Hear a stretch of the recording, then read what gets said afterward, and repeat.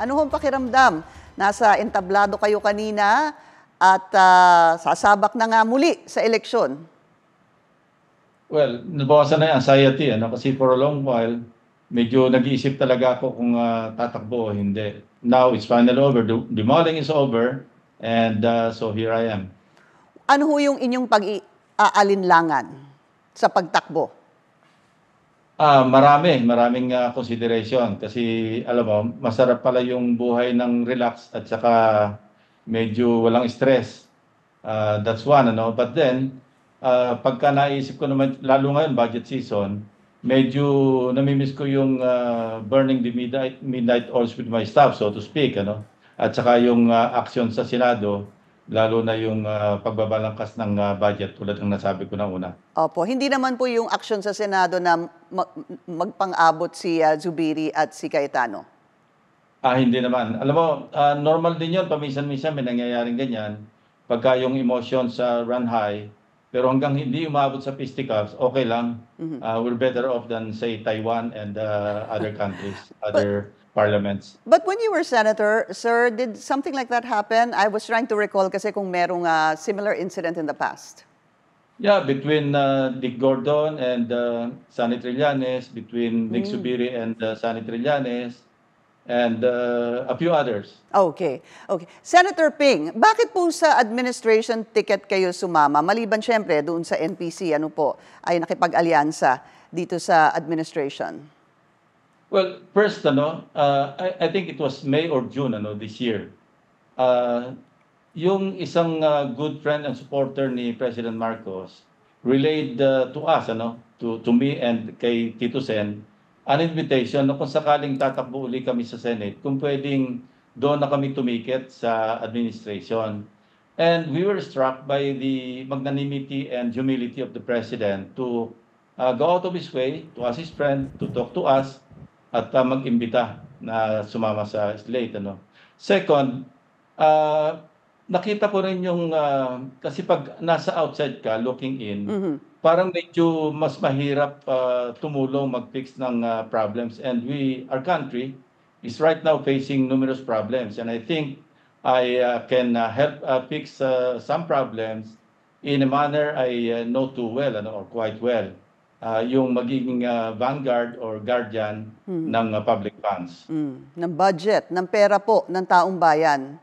Correct. So, palagay niyo po, maliban doon, ano pa ang inyong tututukan? Siyempre, yun naman talaga yung lagi kong tinututukan for the longest time, yung 18 years ko sa Senado. And even before that, nung nasa PNP ako, yung pagre-reforma ng sistema, hindi yung polisiya, kundi yung actual, yung implementation. Na I think for the longest time, maraming dapat talagang tutukan at bantayan. Senator, siguro nung sa nakalipas na mga hearing, especially dito po kay Alice Guo o Guo Ping, alias Alice Guo, marami rin ho kayong sinasabi. Balikan po natin yung isa.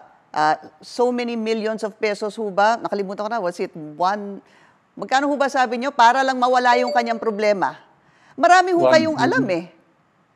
No, kasi may mga nagbibigay din ng information at ito'y nanggaling sa isang Chinese trader Filipino-Chinese trader actually, na naikwento niya at pinakitaan kami pa ng, hindi lang naman ako nag-iisa nung nabanggit niya yon, na sinabi niyang nagkaroon sila ng private meeting ni Guo Huaping, o Alice Guo. At yun nga, inoffer sa kanya kung pwede matulungan kasi knowing na meron yata siyang connection sa inner circle, yung within the circle ng First Family. So, inoffer sa kanya yon. Nung na-interview ko, kasi ako sa kabilang station, napag-usapan din namin yan at nabanggit ko. At yun nga, kung pwedeng marami nakikiusap, pati si Senator Pia, si Senator Risa, Ontiveros, kung pwede raw ma-expound ko sa isang open hearing, public hearing. Sabi ko, kakausapin ko yung aking kaibigan kasi kung sa akin manggagaling, hearsay lang yon kasi wala naman akong personal knowledge. Opo. So, nagkataon wala rito yung Filipino-Chinese trader na binabanggit ko, nasa abroad. So sabi ko, pagbalik, kakausapin ko kung pwede siyang mag-contribute ng kanyang kaalaman based sa kanyang personal knowledge tungkol sa offer na yon. So sino ho ba talagang nasa sentro nito, sir? Yun ang dapat malaman. Kasi mukhang ma-idea na rin sila sa Senado at saka sa lower house, ano?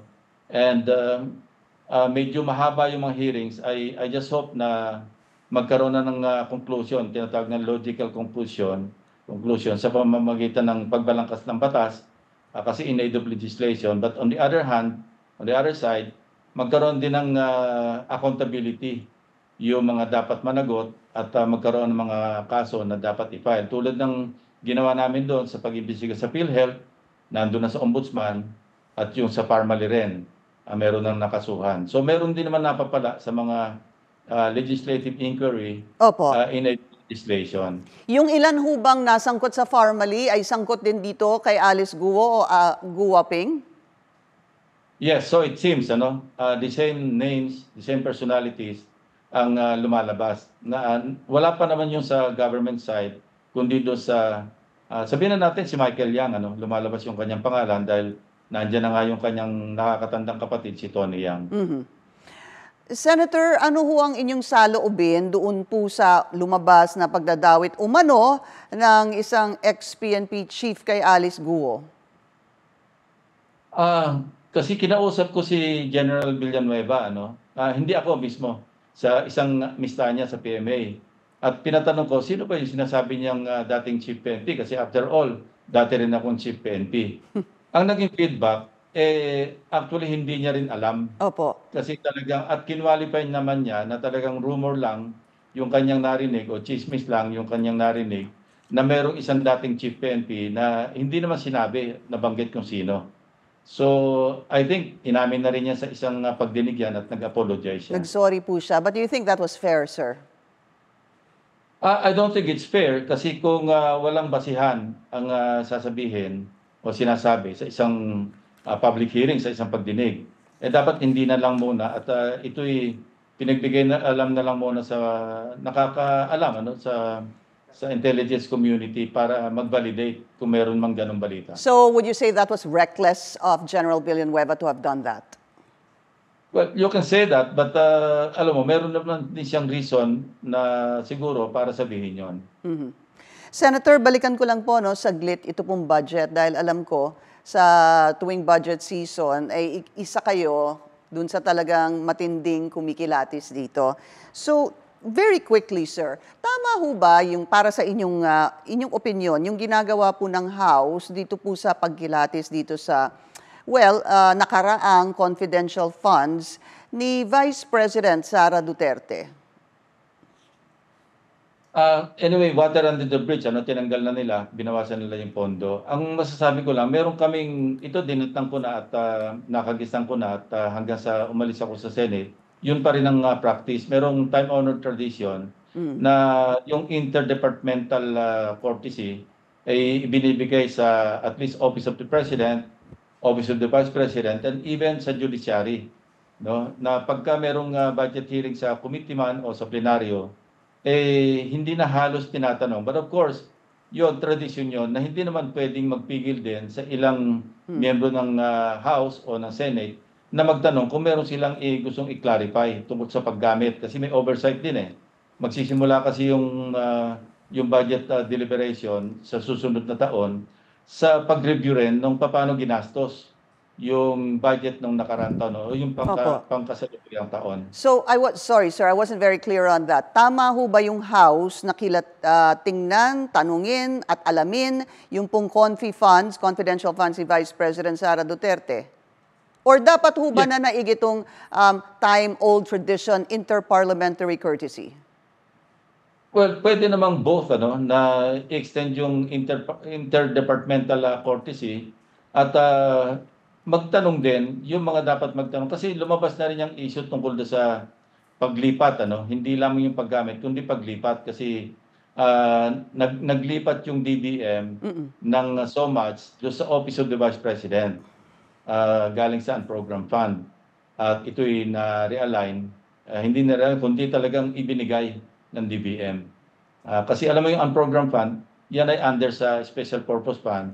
Nang purpose nito, ang paggamit talaga nito, standby appropriations na kung saan kinakailangan na ahensya o opisina na kailangan i-augment, doon to hinuhugot para ibigay. Kasi special purpose fund nga yan. Alright. Dating Senator Ping Lacson, sir, maraming salamat po sa inyong oras. Maraming salamat sa iyo, Pinky.